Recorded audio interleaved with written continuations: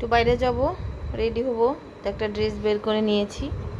তো এটা হচ্ছে একদম খয়েরি কালার, যেটাকে ডিপ খয়েরি বলে ওই কালার। এটা হচ্ছে দোপাট্টা, এটা হচ্ছে প্যান্টটা, এই জামাটা।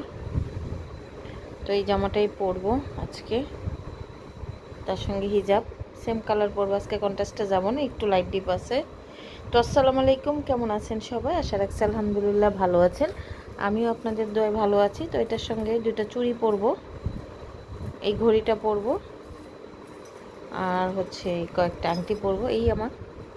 তো আমি রেডি হয়ে আসতে ধীরে কোথায় যাচ্ছি ভিডিওতে দেখতে পাবেন। সঙ্গে এই পার্সটা নিব।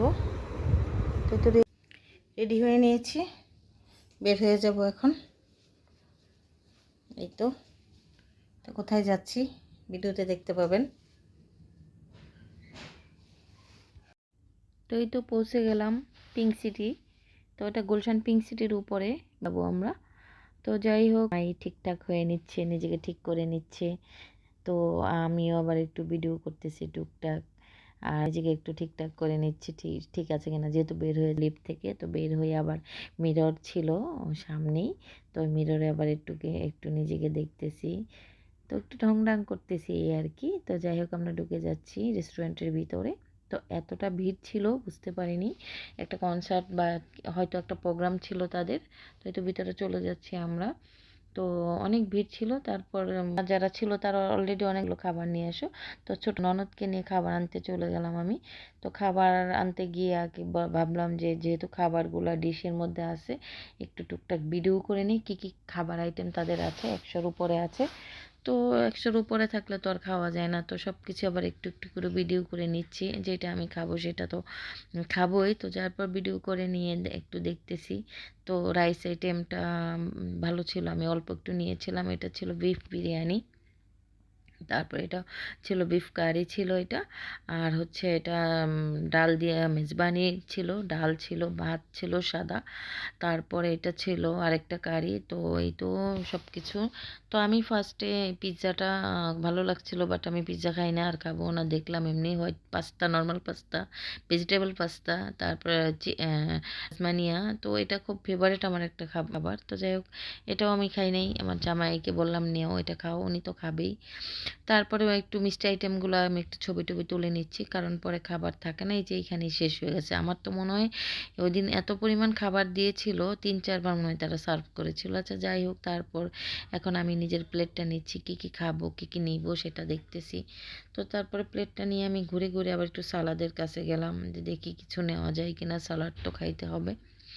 তারপর নিজের প্লেটটাতে যা যা খাবো অল্প স্বল্প, আমি দুপুরে একটা দাওয়াত খেয়েছিলাম, দাওয়াতের পরে এখানে যাইতে হয়েছে। তো আমি অল্প স্বল্প একটু একটু করে সব কিছু নিয়েছি খাওয়ার জন্য। একটু স্যুপ নিয়েছিলাম, তো এই স্যুপটা আমার অনেক পছন্দের।